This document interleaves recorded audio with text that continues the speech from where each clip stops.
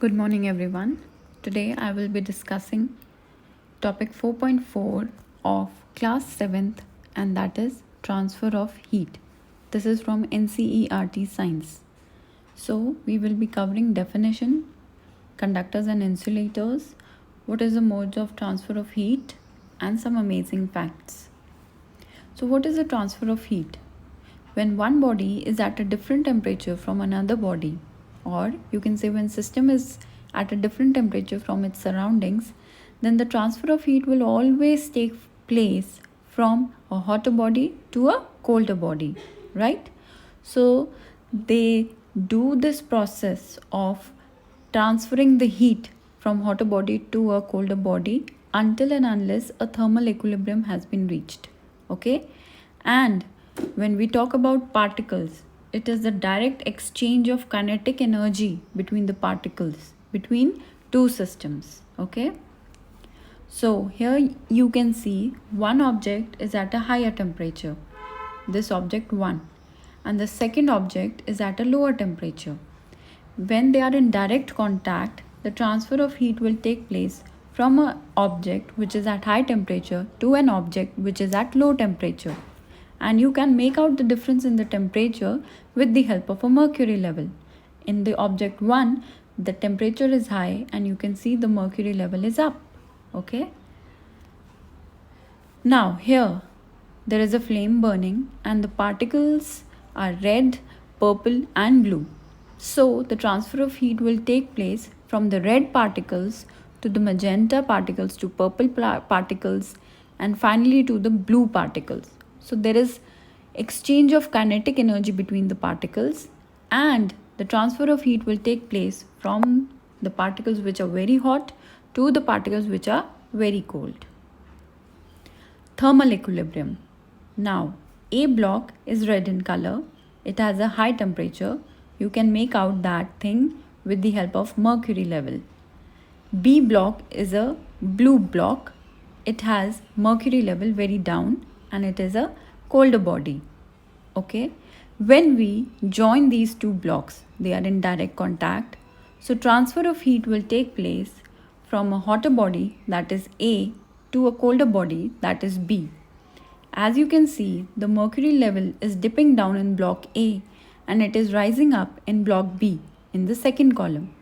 So, the transfer of heat is taking place and the exchange of kinetic energy is taking place when they are in direct contact.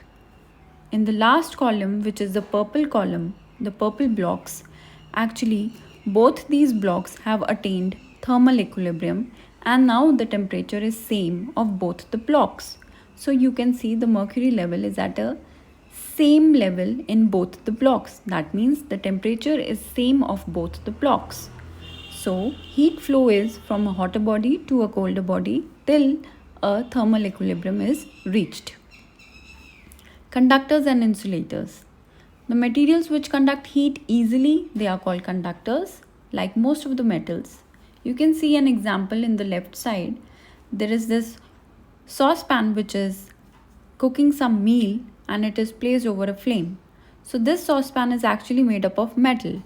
Metal are good conductors of heat. So the food will be cooked up easily because they are good conductors of heat, the metal saucepan. Whereas when we see insulators, they do not conduct heat easily.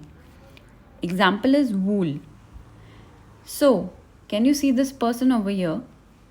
He is wearing woolen scarf and woolen clothes. Woolen clothes and woolen scarf are made up of wool, which is a bad conductor of heat. It does not conduct heat outside the body. So that is why our body keeps warm in cooler areas, right? So here insulators are poor conductors of heat. Here the insulator is wool. So some of the examples of good conductors are diamond, silver, copper, gold, graphite, iron and steel. So most of the metals are actually good conductors of heat. Bad conductors, or you can say insulators, they are glass, wood, wool, fabric, cork, plastic, ceramic, rubber and paper. They cannot conduct heat easily. Different modes of heat of transfer. First is conduction. Can you see a cup with a boiling hot coffee inside it? And there is one more thing inside the coffee, that is a spoon. So, when this hot coffee is there with a spoon inside it, you can see when you touch the spoon after some time, you will feel hot. Why? Because the transfer of heat from the coffee will take place to the spoon, and slowly the end of the spoon will also be very hot.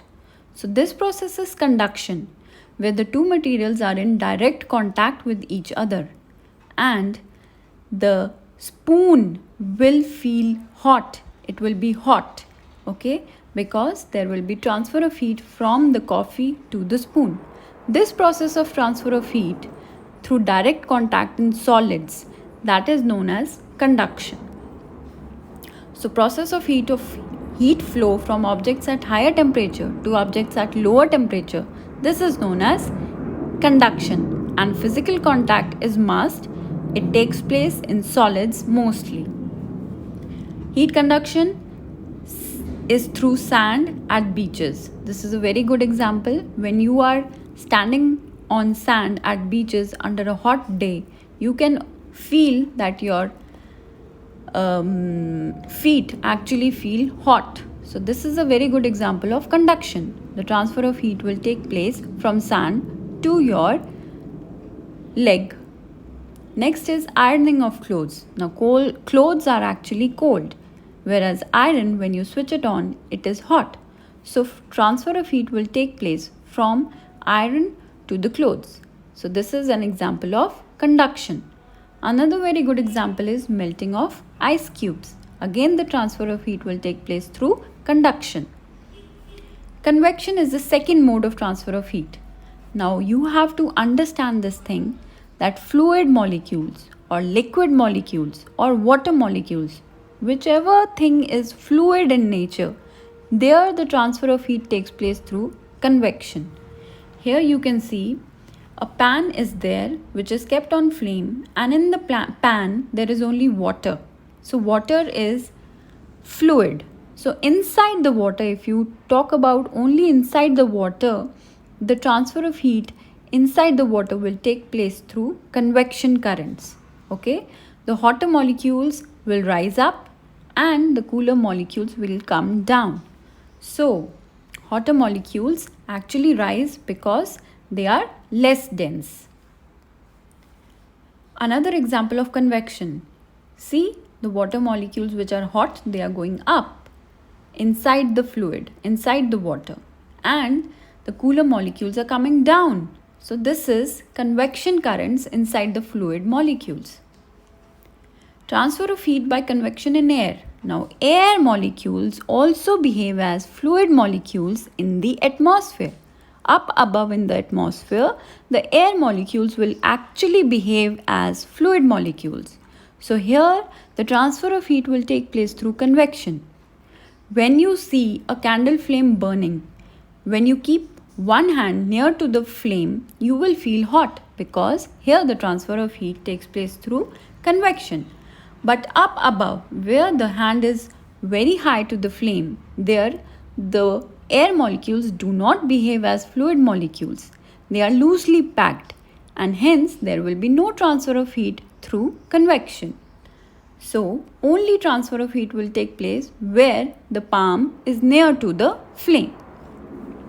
So the movement of only fluid molecules from higher temperature regions to lower temperature regions, that is known as convection. It takes place mostly in liquids or some in gases. Boiling of water is a very good example of convection. So the third and the most important thing, transfer of heat through radiation. This is the last one. Heat transfer by radiation is invisible to the eye. When you are burning some log pieces, you feel hot at a distance. This is because there are some radiations which are actually transferring heat from the log pieces to the hands. So this is actually naked to the eye. That is why these are electromagnetic waves. So thermal radiations are actually electromagnetic waves, and radiation takes place through a vacuum. Some very good examples are microwave radiations in the oven and UV rays coming from the sun. These are very good examples of radiations. So here is a figure which shows all the three forms of transfer of heat. Can you see radiation coming out of the flame? So these red arrows actually shows transfer of heat through radiation. Now when you are keeping a pan over the flame, here the handle will also get warm up after some time. So transfer of heat from the pan to the handle, that process is through conduction. And inside the pan there are fluid molecules. There is water. So inside the water, the fluid molecules will exchange heat through the process of convection. Okay. Another very good example showing all the three forms. See, the sun is actually emitting out radiations. When you are putting some stick over a candle and you are holding it, so the transfer of heat will take place from the candle to the hand through the process of conduction. And here, when you are burning something and you are keeping your hand over it, so here the air molecules near to the flame will behave as fluid molecules and the transfer of heat will take place through convection.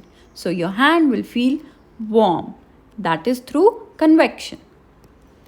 So heat is transferred by molecules which are very close to each other.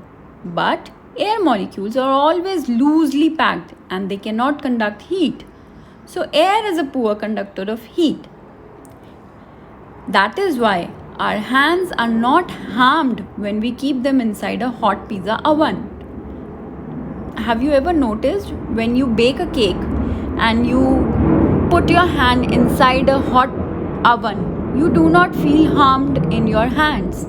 That is because there the air molecules are very loosely packed and air is a poor conductor of heat. That is why your hands do not feel harmed. Next, air and water are poor conductors of heat. So how does the transfer of heat takes place in water and air? I have already told you that in air, the air molecules behave as fluid molecules. So wherever the word fluid, water, liquid comes, there the process of heat transfer takes place through convection. So the answer is the transfer of heat takes place in water and air through convection. Here, example is showing that the sun is radiating out heat energy. So you can see the radiations through yellow arrows. Next, it will heat up the ground. Radiations will heat up the ground. Now the ground gets heated up. Okay. Here the rocks are also present. So the rocks will get heated up through conduction. Now the heat energy is released into the atmosphere. So the lower atmosphere, here you can see the orange arrows. The orange arrows are showing that the heat energy is released from the ground to the lower atmosphere through conduction. So the lower atmosphere being heated up actually becomes less dense and it forms a bubble up above the air. It rises up. Here the warm air rises and the transfer of heat takes place through convection up above the air. So the three processes of transfer of heat through this example should also be clear to you. So sun's radiation strike the ground, rock's temperature increases through conduction. This forms a bubble of air. It is less dense, it rises. Up above the atmosphere, the air will behave like fluid molecules and the transfer of heat will take place through convection. Some amazing facts. So best conductors of heat is silver. Lead is the poorest conductor of heat. As you all know, metals are good conductors of heat. UV rays coming from the sun is an example of radiations. Circulation of blood in warm-blooded animals is actually an example of convection because here the blood is actually fluid. So transfer of heat in fluid always occurs through convection. Tectonic plates movement inside the earth, that is through convection currents. Okay? And all of you know that air molecules behave as fluid molecules up above the atmosphere. There the transfer of heat will take place through convection. So some of the MCQs are over here. Which is a good conductor, aluminium or plastic? Yes, it is aluminium. Which of the following devices is used to measure the temperature of a human body? It is clinical thermometer. The direction of flow of heat will always be from a hotter body to a colder body. Remember, from a hotter body to a colder body. And the normal temperature of a human body is 37 degrees Celsius. Okay, I hope my presentation was fruitful. Have a nice day. Thank you.